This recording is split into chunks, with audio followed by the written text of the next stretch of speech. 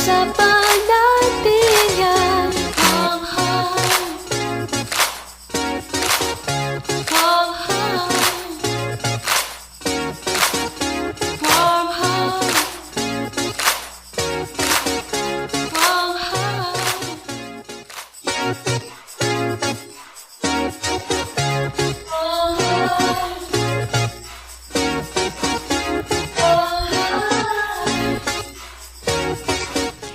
Isang maulang umaga po ngayong araw na ito.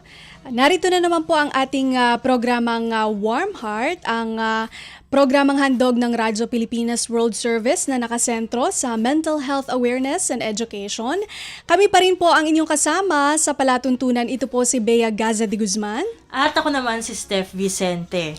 At para sa araw na ito ay meron po tayong pag-uusapan tungkol nga dito sa nabalitaan natin, no, Steph, na binebenta na pala ang mga babies online, no? Kaya naman, eto, update muna tayo. Na-rescue kamakailan ng Philippine National Police ang 1-month-old baby na umano'y binenta sa Facebook ng mga magulang nito sa halagang 90,000 pesos. Isinagawa ng PNP Women and Children Protection Center o WCPC ang entrapment operation sa Pasay City nitong nakaraang July 3. Kinondena ng National Authority for Child Care o NACC ang patuloy na pagbebenta ng mga sanggol sa internet sa kabila na mahigpit na babalang inisyu ng pamahalaan. Ani NACC Undersecretary Janela Ejercito Estrada, maaaring dumulog ang mga magulang na hirap alagaan ang kanilang mga anak, lalo na ang mga sanggol sa Barangay Women's Desk o sa Local Social Welfare and Development Office. Muli itong nagpaalala na huwag sanang pagkakitaan at ilagay sa pangalibang mga bata. Mas pinagting ngayon ng PNP WCPC ang operasyon laban sa illegal sale ng mga babies online. Batay sa pinakahuling datos, nakapag-rescue na ito ng 11 mga bata at nakahuli ng 16 na mga lumabag. Ayon pa sa PNP Women and Children Protection Center o WCPC, as of June 16, na-monitor nila ang 12 Facebook groups na aktibong nagfa-facilitate ng online baby selling. Ang naturang online pages ay may kabuuang 200,000 followers. Nanawagan naman si NACC Undersecretary Janela Ejercito Estrada sa Meta Philippines na tumulong upang wakasan ang paglaganap ng Facebook groups na nagsasagawa ng online baby selling at iba pang uri ng illegal adoption. Samantala, pinulong ng NACC ang Interagency on Adoption and Alternative Child Care para buuin ang coordinated legal at systemic response laban sa illegal adoption, kasama na rito ang online baby selling. Kabilang sa mga ahensya sa Interagency on Adoption and Alternative Child Care ang Interagency Council Against Trafficking o IACAT, PNP WCPC, PNP Women and Children Cybercrime Protection Unit o WCCPU, Department of Social Welfare and Development o DSWD, Department of Information and Communications Technology Cybercrime Investigation and Coordinating Center o DICC, Department of Justice o DOJ at ang Philippine Statistics Authority o PSA. Yan, so yan ang ating update. Kaya naman, dahil sa usaping ito ay meron tayong makakasama ngayong umaga para syempre pag-usapan naman yung psychological aspect nito kasi 'di ba dito sa Warm Heart concern tayo sa mental health ng mga tao. Ano ba yung impact nito? So Steffi, pakilala mo sa atin ang ating guest. At para ating pag-usapan ang psychology of illegal adoption and online selling of babies ay makakasama natin si Dr. Juan Rafael Opsima. Isa po siyang psychologist na kilala sa social media bilang Your Kuya Psychologist. Dr. Opsima, welcome po sa Warm Heart. Hello po. Narinig ba tayo ni Sir? Dr. Opsima. Hello, Sir. Hello po. Ayun, antabayanan lang natin, no? Baka nagkakaroon lang ng technical difficulties. Yes. Ayan, hopefully makasama natin maya-maya si Dr. Opsima. Ayan, antabay-antabay lang tayo sa Zoom. Kasi kanina nakapasok na siya. Oo, sa Zoom. Antayin So, lang natin. Baka Oo, baka- naririnig ba kami, sir? Pero wala siyang audio. Baka po nakamute. Pa-unmute Ayan. na lang po sa Pa-unmute. natin. Ayan, saka pa-turn on na rin po ng camera para makita po namin kayo. Yes. Ayan. Oo, wala pa siya. Di bale, antayin natin kasi sayang maganda po itong pinag-uusapan Hi, good natin. morning. Ayun! Good morning po, Dr. Opsima. Maraming salamat po sa pagpapaunlak sa aming imbitasyon. Kahit na Sunday, alam namin na rest day po ninyo. Thank you po sa paglalaan ng oras sa amin. Meron ba tayong, video, ayan. Okay, so ito nga, sir, sabi nga ni Steph kanina ay napili naming pag-usapan dito sa Warm Heart, itong Psychology of Illegal Adoption and Online Selling ng mga sanggol. Kaya ang una po naming tanong sa inyo, Dr. Opsima, ano po ba yung psikolohiya sa likod ng mga magulang na nagbebenta po ng kanilang sanggol o anak online, sir? Unang-una, no, Ma'am Bea, maraming salamat no, sa tanong. At of course, good morning po sa lahat ng mga nanonood sa programa natin. Well, kung titignan kasi natin, uso po kasi ito, no? Itong tinatawag nating yung nagbebenta sila ng kanilang mga baby or mga sanggol nila. Well, una-una, ito ay isang nagpapakita na malalim na sugat, no? Unang-una, posible po na meron tayong tinatawag na learned helplessness. Ano po ibig sabihin nito? Ibig sabihin po nito, maaari mang hindi prepared na maging magulang ang ginagawa po kasi nila. So tinatry nilang ibenta sa iba, no? So ibig sabihin parang ito yung mga magulang na wala pang feeling nila hindi pa nila kaya. So ang ginagawa nila, binebenta nila. So isa sa mga uri ng pagbenta kasi dito is yung mga social media platform Opo. Ang dali lang, kumbaga parang market to, no? So doon nila pinopost, no, yung mga bata, no? Yes. Pangalawa po nito is maaaring kulang sa edukasyon, no? Lalong-lalo na sa mga mahihirap nating kababayan na medyo malalayo, wala silang idea ano nga ba yung mga practices, no? So in the end of the day, doon po napupuntahan sa pagbebenta ng mga anak nila.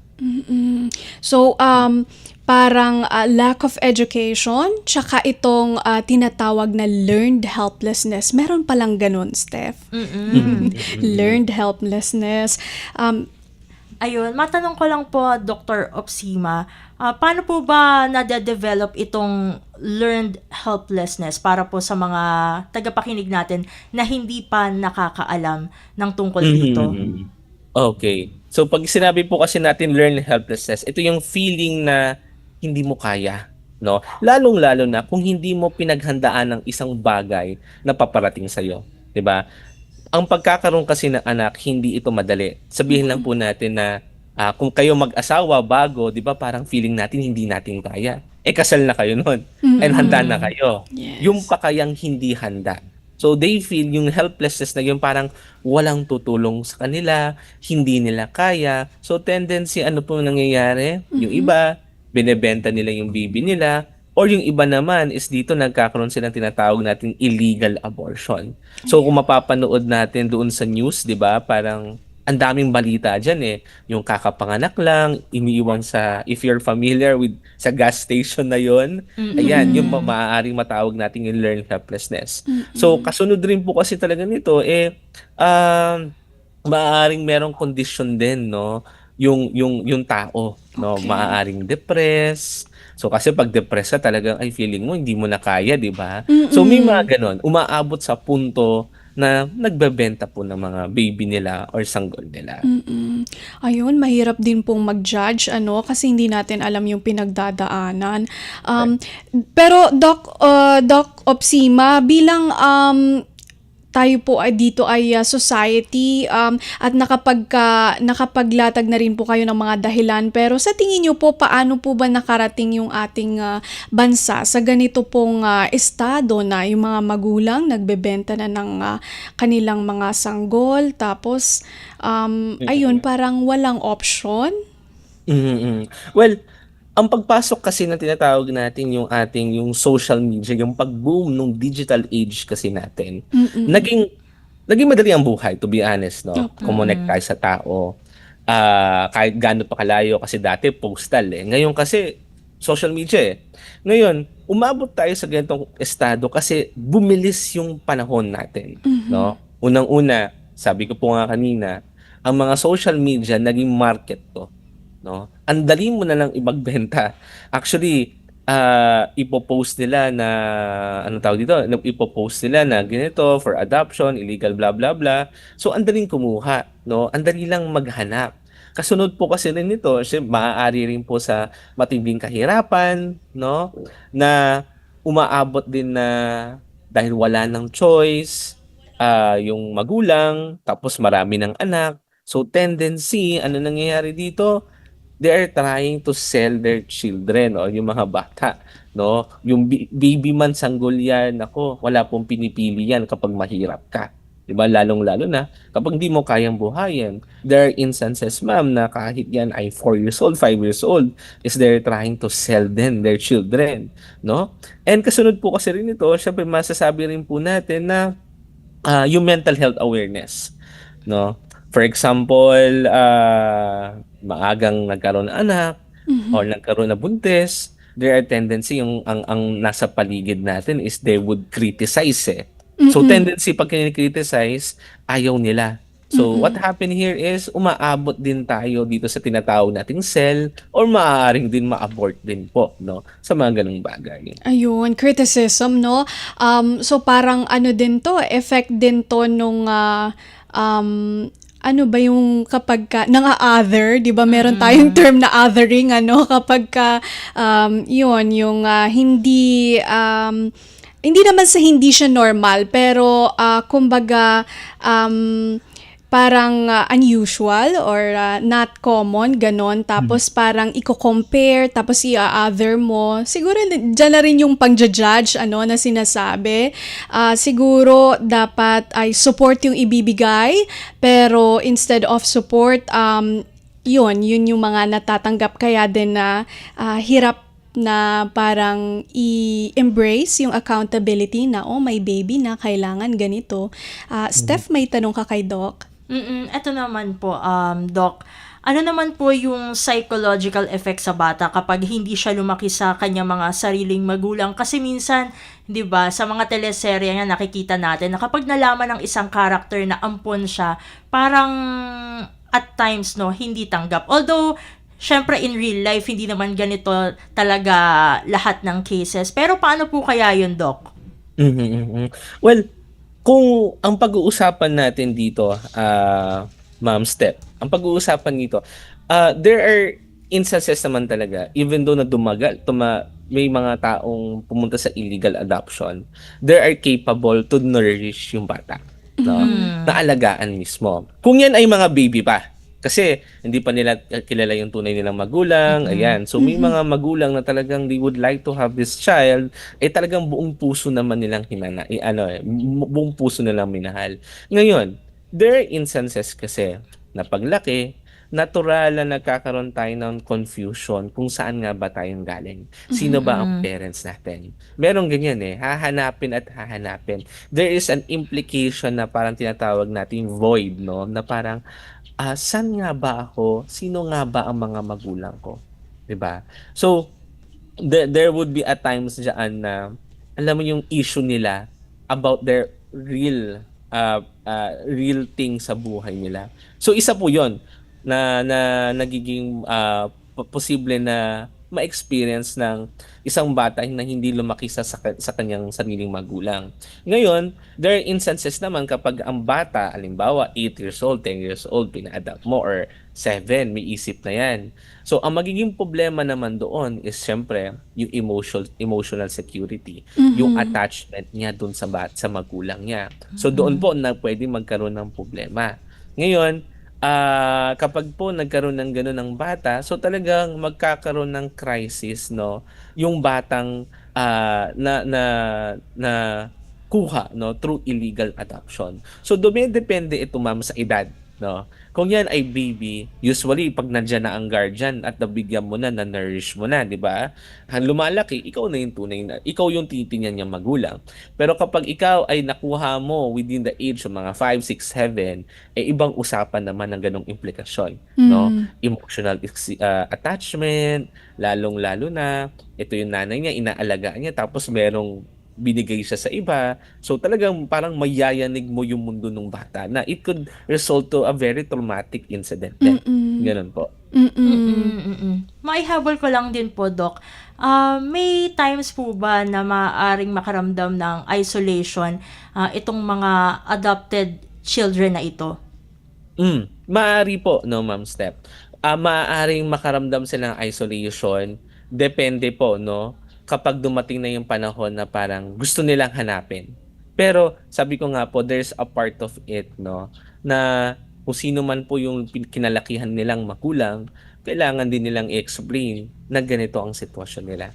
I think karapatan naman po yan lahat ng mga nakarapatan naman po yan na na-adopt, na hanapin din nila yung sarili nilang pagkatao. No? So they can have that isolation, but it can be very temporary, or it's a form lang na kung halimbawa, instances na medyo malaki na yung bata, there's a possibility na mag-isolate yung bata, or magalit, maglayas, o magkaproblema. Depende po yun sa circumstances. Paano naman po yung pagre-reconcile sa pagtatanong ng bata na kaya siguro ako pina-adopt dahil hindi ako mahal ng mga magulang ko? Di ba may mga ganun nagtatanong ng ganyan, Doc? Well, Ma'am Bea, to be honest, no, sa dami ng pinoseso kong adoption, no, Yes. may mga ganyan na tanong, no. Pero sabi nga natin, hindi pa panahon para maintindihan ng bata yan. Ang pinaka-importante i-explain ng mga magulang, ginawa natin, no, kung gaano nila kamahal yung anak nila. In time, maiintindihan din nila yung circumstances. Hindi man ngayon, pero darating yung panahon at punto na kailangan gagabayan sila ng adoptive parents nila. Ito naman po, Doc, kasi syempre sinasabi nila na itong ang pagbebenta ng bata online ay maituturing na illegal adoption, no? Kasi syempre wala namang papers, no, na pina-process for that. Ano-ano po yung mga possible mental health effects ng ganitong uri ng adoption po? Well, kung ito ay dumaan sa hindi na prepare, no, for example, kasi meron tayong tinatawag na legal adoption, no. Pero kung illegal man to, no, at biglaan lang, at sabihin natin yung bata ay sabihin natin nasa 2, 3, 4, yan. Sabihin meron na yan meron ng meron ng sense of attachment yan So, maaaring magkaroon ng bata ng emotional attachment problem, no? So ibig sabihin po nito, nagbago yung guardian niya. So parang tayo lang din yan kung pupunta tayo sa isang lugar na hindi natin alam, parang ma-anxious tayo, no? There would be instances din na maaaring maka-experience ang bata ng trauma, maka-experience ng anxiety. Kung ang bata naman na pinag-uusapan natin medyo may mga isip na, mga 7 or 8, maaaring maka-experience sila ng mga tinatawag nating chronic mistrust, or pwede sila maging depressed. Pag sinabi nating chronic mistrust is may problema or may trust issue na, no, sa mga tao. Yan. So there are instances naman na nagkakaproblema na nade-depress sila. Kasi po, they can be very irritable, tapos bigla lang silang ibinigay ng parents without their syempre, so magkakaproblema ang isang bata noon. Okay. Sundot lang po doon sa chronic mistrust kasi syempre lahat po ng mga nangyayari sa ating kabataan usually po ay nakikita siya kapag lumaki na tayo. So, pag nakikisalamuhan na po yung isang batang kumbaga sabihin na natin na biktima ng illegal adoption at meron siyang chronic mistrust, ano po yung magiging epekto nito lalo na po sa mga taong nakapaligid sa kanya? Well, ang mangyayari po dito is mahihirapan talaga siya magtiwala. So, magiging siya, questionable lagi. So, kaya ba ako tinutulungan ito? Kasi gusto niya akong ibigay, kaya nagiging mabait to? O nagiging mabait to kasi ibibigay niya ako ulit sa ibang tao? So, in the end of the day, kapag yung chronic mistrust na yan ay hindi na naayos, magkakaproblema lang siya, hindi lang sa bahay, kundi paano din siya makitungo sa tao. Ayun na nga. Hindi siya magkatitiwala. Oo So, nga. ang hirap i-gain ng tiwala. Kapag hindi ka nagtitiwala sa isang tao, mahihirapan ka magkaroon ng kaibigan. Kung nahihirapan ka magkaroon ng kaibigan, magkakaproblema tayo sa buhay. Ayun. Mas mataas ang risk natin ma-depress in the long run. Ayun. Ganun po. Kumbaga may domino effect Oo siya. nga, sunod-sunod na. Kapag ka hindi ka nagtitiwala, di wala kang mga support system, kaibigan o kaya close ties with your family. And then kung ganoon, andyan na nga yung sabi ni Steph na isolation. Kapag nag-isolate ka, mas prone kang magkaroon ng depression, sabi nga ni Doc. Steph? Ito naman po, total nabanggit na rin po yung mga possible na mental health conditions na maililink po sa illegal adoption. Paano naman po natin matutulungan psychologically wise itong mga batang inampon through illegal means? Well, assuming lang po na, okay, through illegal means, unang-una, ang pinaka-importante dito, parang hindi magkaroon ng sense of, alam mo yung parang naliligaw sila or parang wala silang family. Ang una-una nilang kailangan gawin, lalo na nakuha sa illegal, is gawing legal yung adoption nila. Yun. Kasi, unang-una, yung birth certificate mo. Diba? Yes. Kailangan dun sa birth certificate mo kasi habang tumatagal yung bata, yan, makikita niya na, ay teka, dinaan ako sa legal na proseso. Makikita mo kasi yung apelido mo, gamit nga ng apelido nung nag-adopt sa'yo. Diba? So, kailangan idaan nila sa legal yan para hindi makita ng bata habang lumalaki siya na hindi ako pinabayaan na ganito lang, in a illegal way. Kasi ang ginagawa ng iba, okay na ang lahat. Pag ganon. Sabihin man natin yung naging adoptive parents through illegal means ay naging mabuti, I would suggest hindi lang sa mga bata kundi sa mga gumawa nito is kailangan nilang ilagay sa tamang proseso. There are instances po kasi ma'am na ang bait, ang ganda ng pagpapalaki, maayos, kumakain, biglang dumating yung magulang. So may ano ganun nangyari pala. doon? Kahit na kung ano yung nilagay mong pagmamahal doon sa bata, pag-aaruga mo, pinalaki mo ng maayos, kahit saan natin tignan, talo ka pa rin. Kaya nga po, yun po sinasabi ko lalo na kung napalaki mo yung bata ng maayos, idaan mo sa legal na paraan. Di ba? Lalo na kung napamahal ka as a magulang. Ngayon, sa mga batang sa mga magulang, syempre sa mga ganito na nakuha na itong illegal ways, well, yun po, na-mention ko na, gawin nilang legal. Marami pong proseso na kailangan pagdaanan, especially sa DSWD. Pero ito po ay magiging proteksyon sa bata at proteksyon ninyo. So, in other way, masusolusyonan natin dito yung crisis na na-experience through illegal adoption.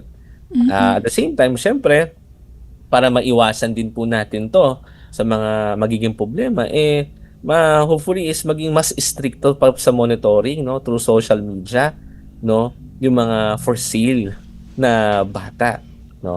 And pangatlo, kung nandiyan na po yung bata, syempre, ibigay po natin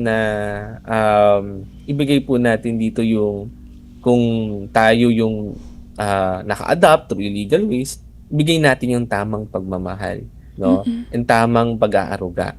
Ayun po.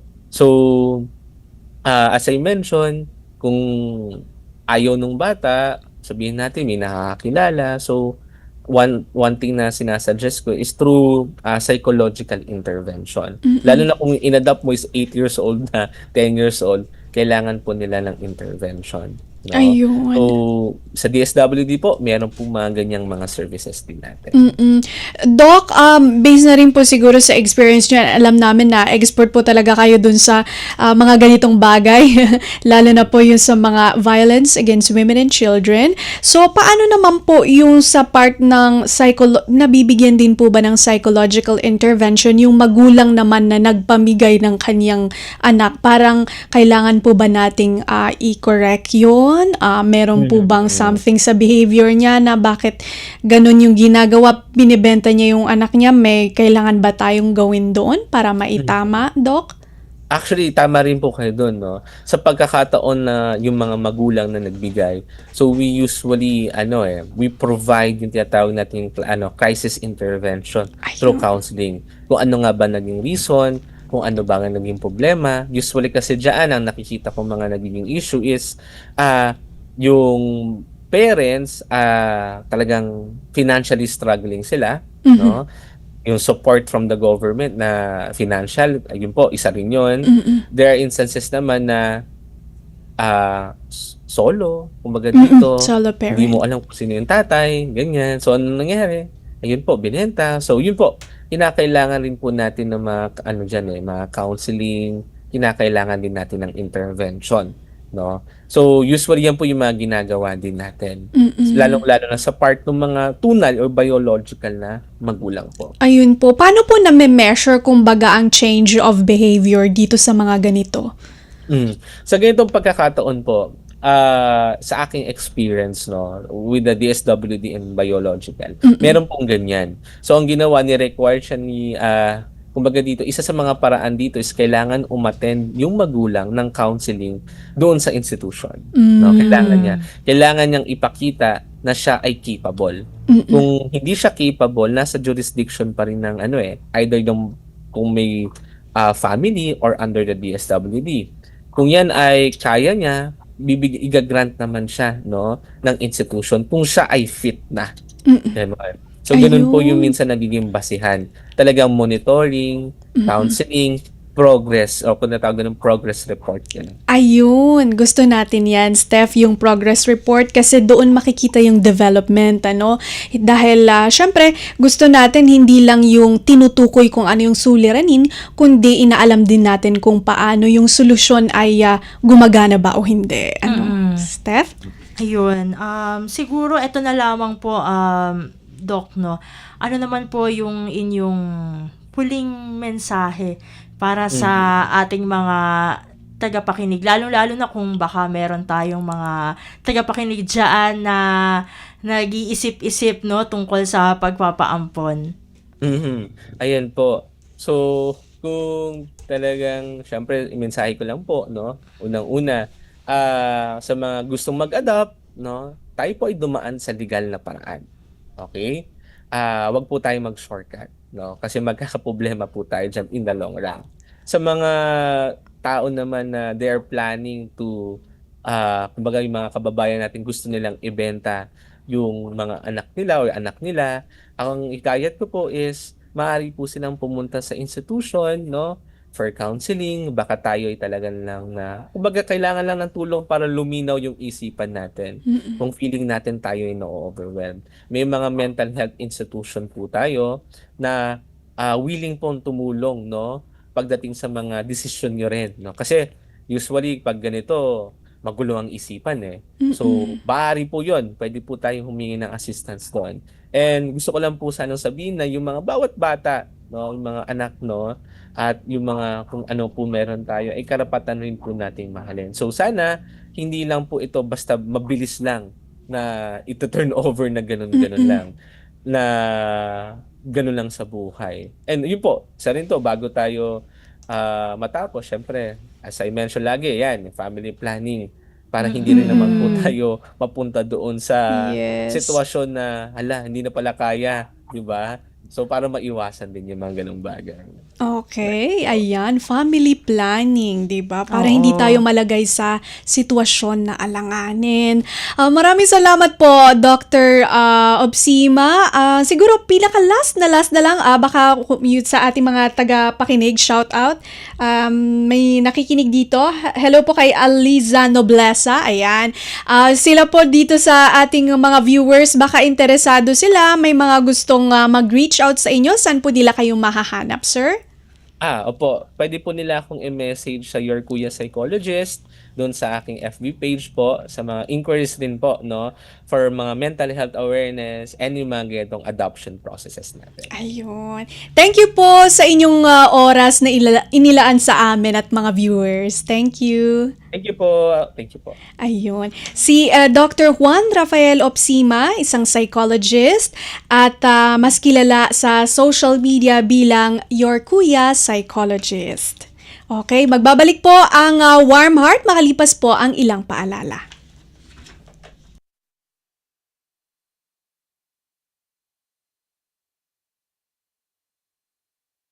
Time to celebrate kulturang Pinoy. Tradisyon, musika, sining, literatura at iba pa. Anything and everything fun and Filipino. Ito ang Pinoy Kultura. Ang kwento ng adobo. From its humble beginnings sa hapagkainan ng mga Pilipino noong ika-16 na siglo to 21st century international tables, adobo, the most famous and the country's national dish, speaks of our culture.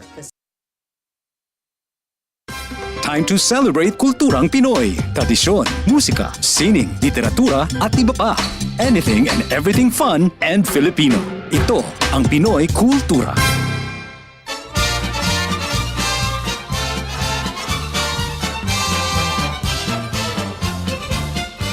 A blessing of safe voyage and a chance to cool off, pinagmamalaki ng kanta ang Antipolo, named after tipolo or breadfruit, prolific in the area. The city prides itself as the pilgrimage capital of the Philippines. Two of its more popular attractions are the historical church of the Nuestra Señora de la Paz y Buen Viaje and its summer popular waterfalls, ang Hinulugang Taktak. The Franciscan missionaries built the church in 1578 and the Jesuits administered it in 1591.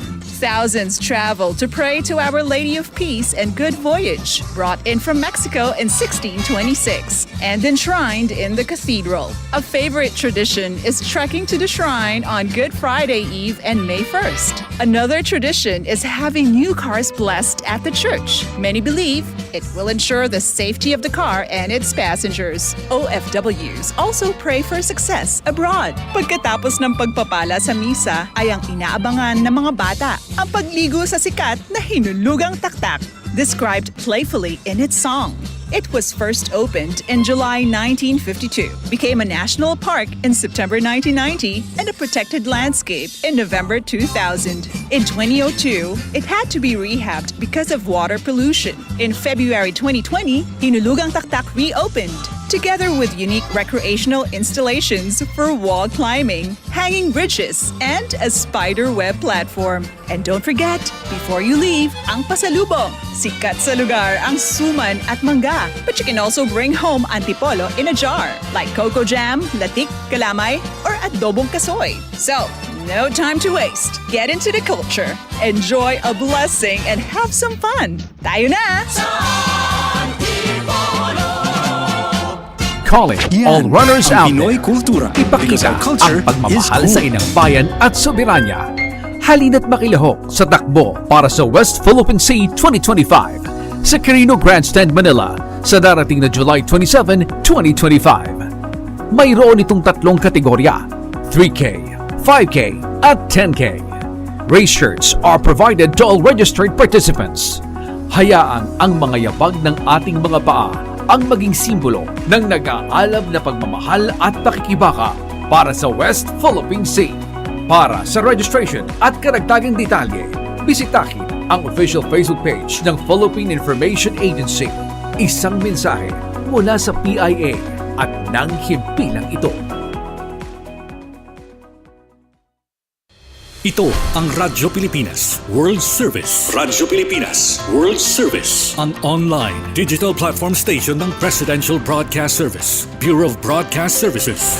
Radyo Pilipinas World Service. Nagsisilbing makabagong tulay sa paghahatid ng balita, impormasyon at mga programa para sa mga Pilipino sa iba't ibang panig ng mundo gamit ang online services sa inyong mga social media application. Radyo Pilipinas World Service. Ang online digital station ng Pilipino para sa Pilipino, saan mang dako ng mundo.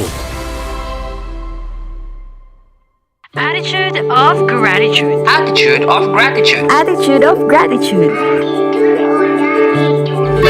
Attitude of gratitude. Gratefulness. Gratefulness. Joy. Appreciation. Attitude of gratitude.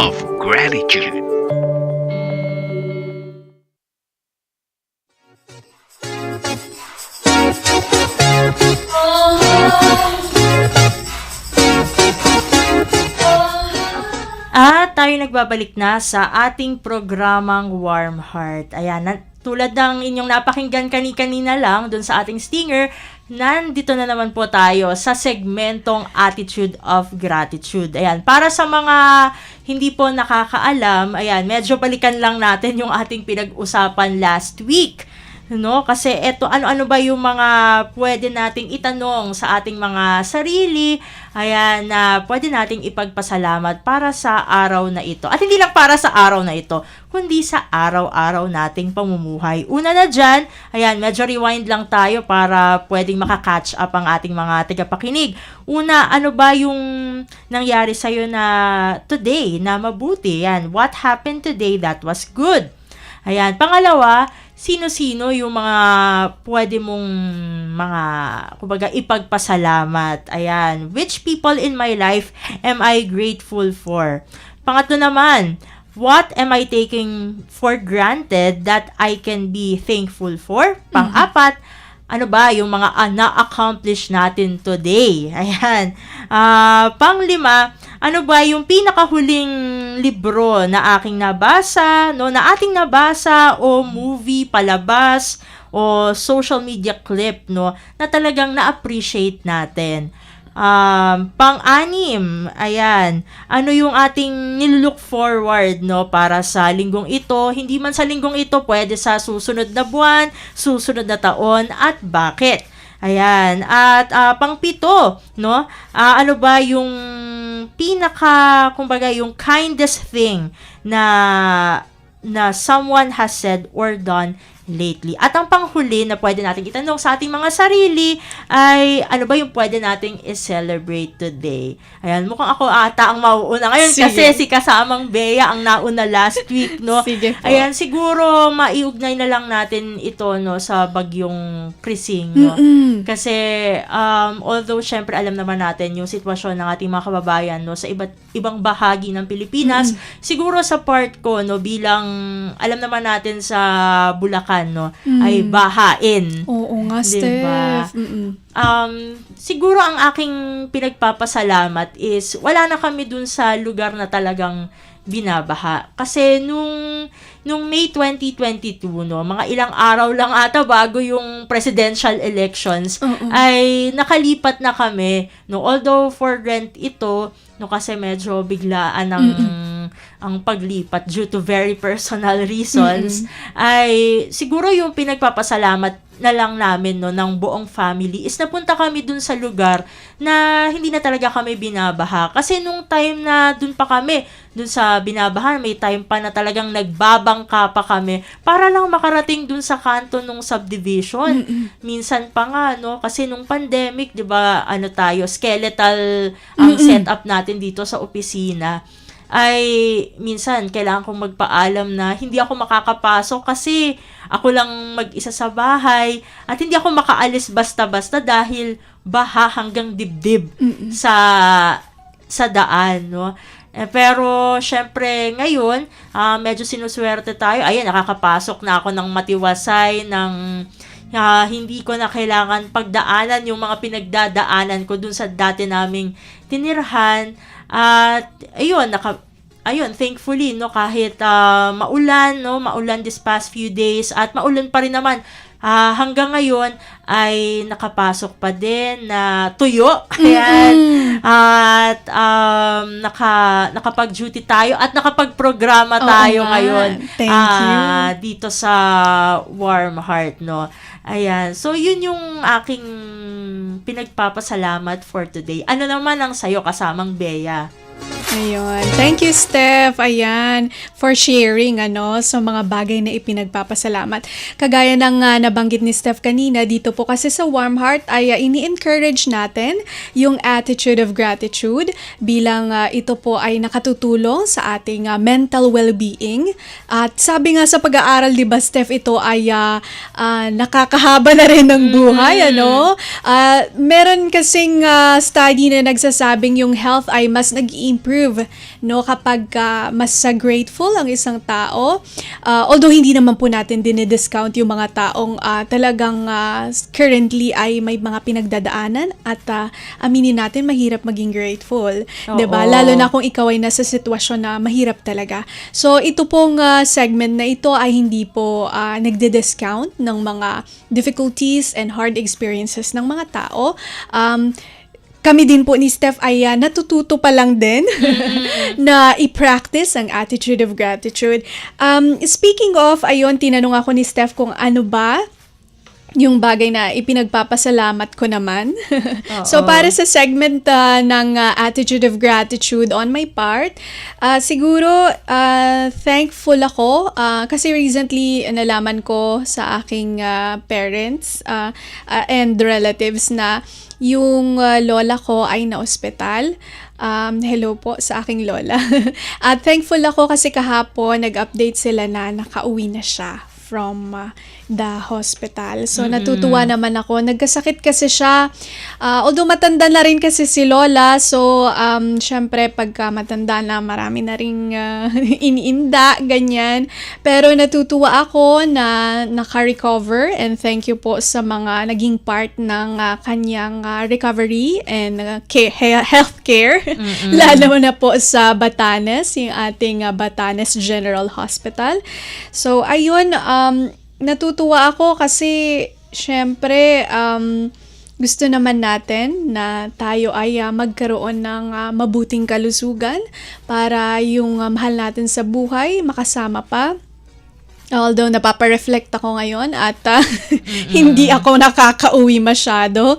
Pero yun, thank you for good health. Thank you for healing and recovery. Yun ang aking attitude of gratitude. Okay, so sige, para antabayanan niyo po ang ating mga public service announcements na may kinalaman po sa ating mental health.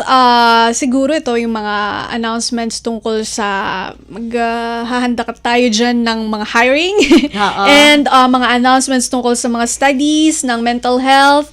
Pati na rin po yung meron tayo kasing na-guess dati na meron silang pabatid. So, ibabahagi po namin yan makalipas po ang ilang mga paalala.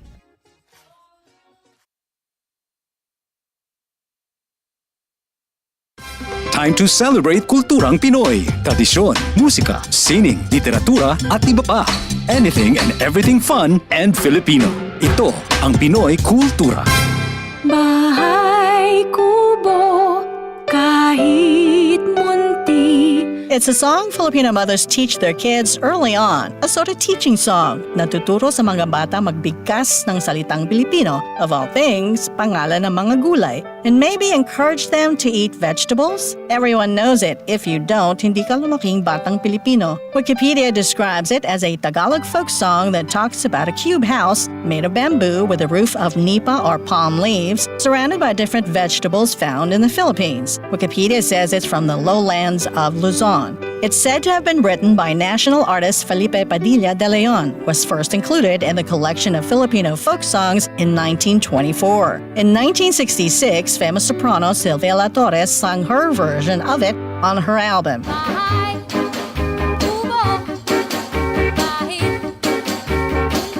In 68, Sampaguita Pictures made it into a movie based on the lyrics. Ryan Cayabyab included it in his album. Lea Salonga sang it. Ang halaman doon ay sari-sari. The UP Madrigal singers sang it at the 116th anniversary of the First Philippine Republic.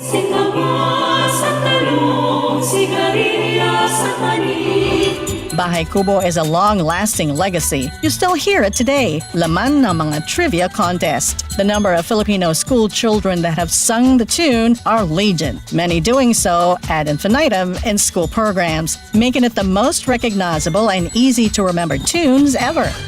Oh, naalala mo pa ba? Ilang gulay ang binabanggit sa Bahay Kubo? Can you name them all? Yan ang Pinoy Kultura because our culture is cool.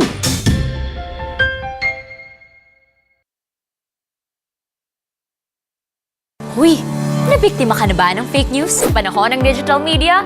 Learn how to spot fake news. Check the source. Kung di legit, dapat magduda. Check the purpose. Informative or troll post at clickbait lang. Check the ownership. Mapagkakatiwalaan ba ang pinagkukuhanan nito? Check the time and date. Baka naman outdated na yung news na yan, ha? SPOT. Together, let's spot fake news. Tiyakin ang katotohanan, fake news ay labanan. A friendly message from PCO, DepEd, CHED, DSWD, DILG, PBS at Radyo Pilipinas. This is a public service announcement. Alamin, ito ang walang pasok guide batay sa DepEd Order No. 37 Series of 2022.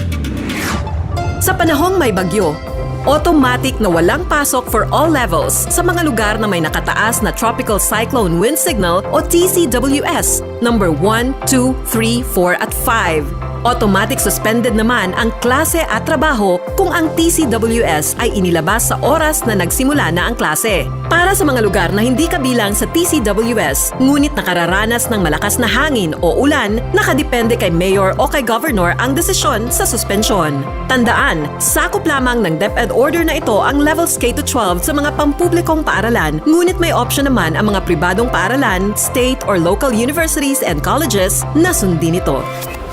This is a public service announcement. From PBS, Presidential Broadcast Service, and Radyo Pilipinas. Sa Facebook, sa YouTube, sa live audio streaming, online o digital platform ba kamo? Nandyan ang Radyo Pilipinas World Service online. Sa inyong Facebook browser, itype lamang ang Radyo Pilipinas World Service. Sa YouTube, punta lang sa aming YouTube channel, Radyo Pilipinas World Service. At sa on-time live audio programs, download PBS Audio Receiver at pindutin lang ang RP World Service. Radyo Pilipinas World Service Online. Radyo Pilipinas World Service Online. Ang digital platform station ng Presidential Broadcast Service, Bureau of Broadcast Services. Nagsisilbi sa Pilipino sa makabagong mundo para sa bagong Pilipinas.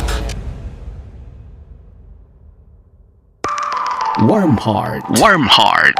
Warm Heart. Palawakin ang kaalaman sa mental health. Alamin ang ilang mga self-help tips at makinig sa mga kwento ng paghilom. Dito yan sa Warm Heart. Warm Heart.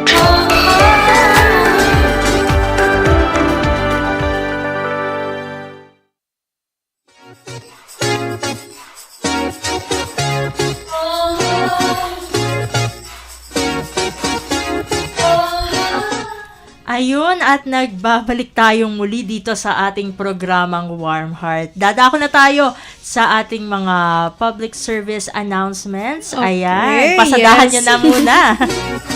Yes, sabi namin kanina meron tayong mga public service announcements dito sa Warm Heart. Siyempre ito ay mga mental health related information and updates, mental health services siguro para sa ating mga tagapakinig at tagapanood. At siyempre para na rin sa mga tagapakinig natin na merong mental health conditions. And also siguro mga training and conferences na masishare natin sa ating mga mental health professionals na rin. Yan. So, lahat ng ito may kinalaman sa ating advocacy, mental health education, and awareness. So, ang una dito, meron tayong online mental health counselor recruitment notice. Galing ito sa Peace and Hope Mental Health Services. So kung sino man po ang naghahanap dyan ng work at tingin nyo po ay qualified kayo rito, pwede nyo po itong subukan.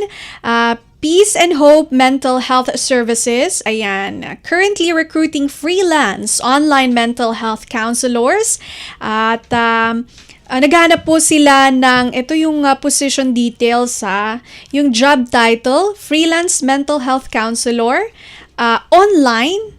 At yung session type daw nito is individual therapy sessions. Work hours flexible at yung location ay remote. So, hindi pala to on-site, no? Pwedeng work from home. Required qualification. Ito pakinggan nyo kung meron pong mga tagapakinig at tagapanood dyan ng Warm Heart na interesado or may kakilala na interesado para sa mental health counselor na ito mula sa Peace and Hope Mental Health Services. Required qualifications, kailangan po may master's degree or higher in psychology, valid at active na counseling license na inisyu syempre dito sa Pilipinas. Minimum 1 year counseling experience, kailangan din daw po fluent in English. Baka may client din, baka tumatanggap sila ng client din na na foreign. Stable lang internet connection kasi ayan, hindi kayo on-site, pwedeng online to, so kailangan stable ang internet. Key responsibilities, provide professional, ethical, and confidential individual counseling sessions via online platforms. Maintain accurate session records and documentation. Adhere to ethical guidelines and standards of care. And collaborate with the team and participate in supervision when necessary. So, compensation nila, online sessions, 1,200 pesos per session. So, kung gusto po mag-apply, send nyo lang po ang inyong resume at brief introduction sa phmhservices@gmail.com. Ulitin ko lang po, phmhservices@gmail.com. Ayun. Tapos meron pa akong dalawa pa. Steph, ito naman, kung maalala ninyo, nung wala pa tayong capability to do live streaming at ito pong Warm Heart ay audio pa lang. Meron po kaming inimbita na panauhin tungkol naman po sa pagdadalamhati o grief, no? Paano hinahandle yung grief process ng isang taong namatayan o nawala ng mahal sa buhay. At meron tayong guest noon na lumikha ng Nakikiramay PH grief journal.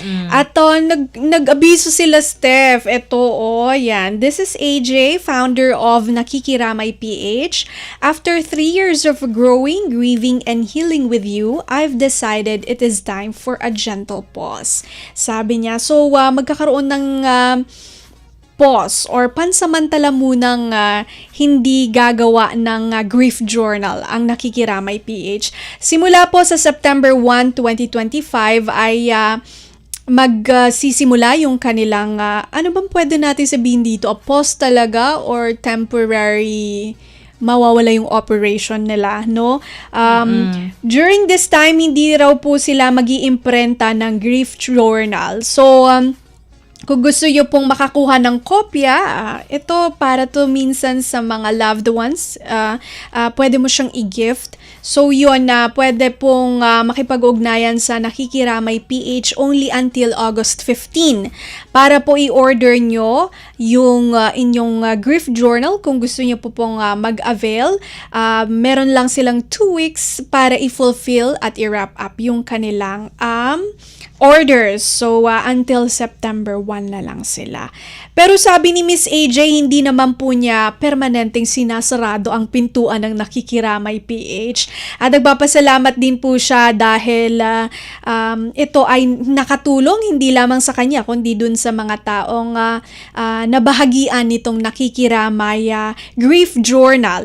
So, iyon, kung gusto nyo pa pong makakuha ng copy bago po sila mag-take ng pause, ay pwede nyo pong i-order until August 15. So, maraming salamat daw from Nakikiramay PH at kay Miss AJ. Ayan. Ang last ko naman, Steph, ito kasi dahil tayo ay nag-aaral din. Oo. Wala katapos ang pag-aaral sa buhay. Siyempre gusto po natin tulungan itong mga nag-aaral din, di ba, Steph? Dahil nararamdaman mo naman siguro kung gaano kahirap mag-aral. Oo. Pero masaya dahil natutuwa tayo. Meron tayong mga bagong nalalaman. Kaya naman, ito, meron dito mga students from De La Salle, Araneta University. Nananawagan po sila sa lahat ng mga mental health professionals.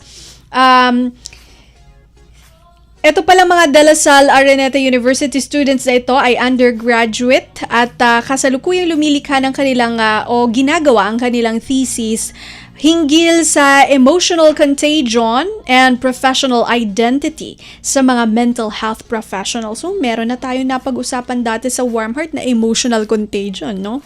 Oo. Ito, naghanap po sila ng mga participants sa kanilang research. Lahat po ng mental health professionals na kailangan working within Metro Manila. Halimbawa po mga counselors, psychometricians, psychiatrists, psychologists, social workers, psychiatric nurse practitioners. Kung pasok po kayo sa criteria na ito, pwede po kayong mag-take nung survey. Itong survey nila ay binubuo ng 17 mga katanungan at pwede mo lang siya sagutin in a span of 5 to 7 minutes. Makukumpleto mo na yan. At meron din silang actually pa-reward sa mga magpa-participate. Kung magkano man ito, check nyo na lang po. Ayan yung kanilang post. 500, 100, tsaka 50. So, sabi nila, request natin yung support. So, para po sa mga gustong tumulong sa mga students ng De La Salle Araneta University na nagtitesis ng emotional contagion and professional identity among mental health professionals, gora na po kayo. Sagot na. Ayun. At mabilisan na lang kasi paubos na ang ating Okay, material sige. time, no? So, merong mga vacancies po, no?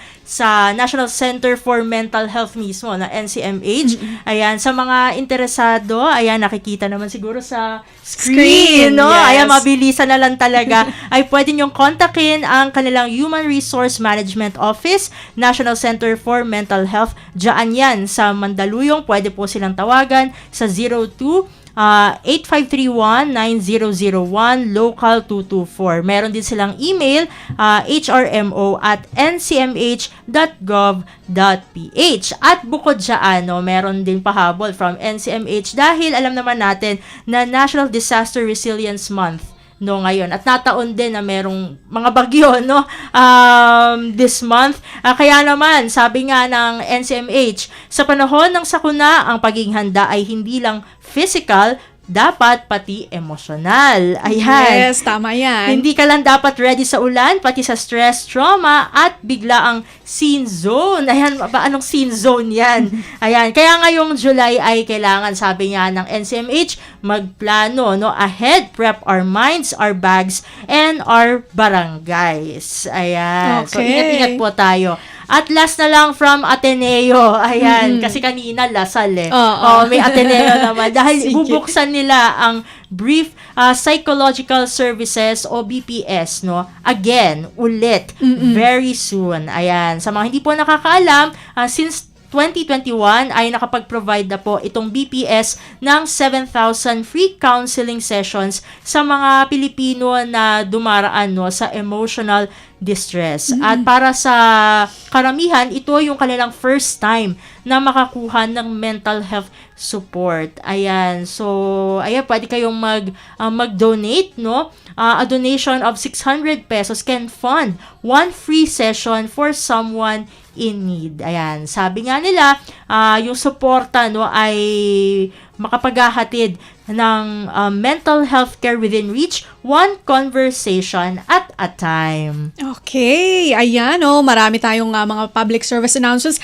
Naku, wala na po tayong oras. Bago tayo tuluyang magpaalam, magpapasalamat muna tayo sa ating napakahusay po na Wirecast operator and everything na po sa likod ng camera, si Sir Leo Magpayo. Maraming salamat din po kay Ma'am Susan Aison. Muli kami po ang inyong nakasama sa Warm Heart. Ito po si Bea Gaza de Guzman. At ako naman, si Steph Vicente. At ito pong muli ang Warm Heart.